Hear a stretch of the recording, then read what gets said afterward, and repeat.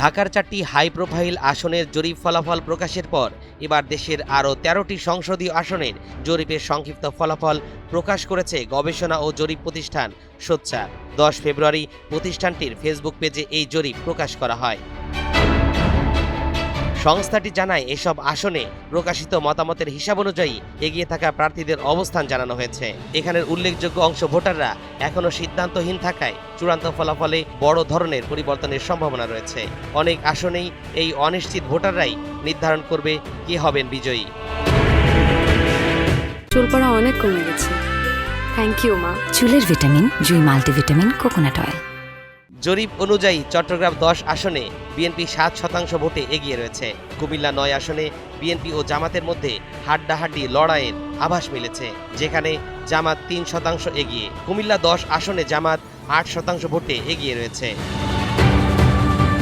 ময়মনসিংহ 9 আসন এবং ঢাকা 1 আসনে বিএনপি উল্লেখযোগ্য ব্যবধানে এগিয়ে আছে বলে জানানো হয়।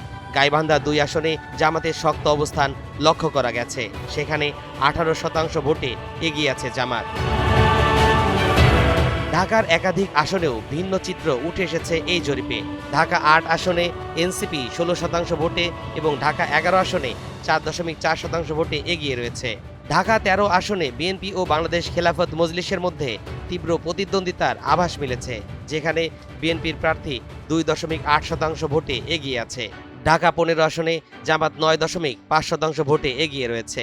ঢাকা 17 আসনে বিএনপি ও জামাতের মধ্যে হাড্ডাহাড্ডি লড়াইয়ের সম্ভাবনা দেখা যাচ্ছে, যেখানে বিএনপি 3% ভোটে এগিয়ে আছে। ঢাকার বাইরে লক্ষ্মীপুর 3 আসনে জামাত 2.3% ভোটে এগিয়ে থেকে বিএনপির সঙ্গে হাড্ডাহাড্ডি লড়াই রয়েছে। অন্যদিকে সিলেট 6 আসনে বিএনপি মাত্র 0.7% ভোটে জামাতের চেয়ে এগিয়ে রয়েছে।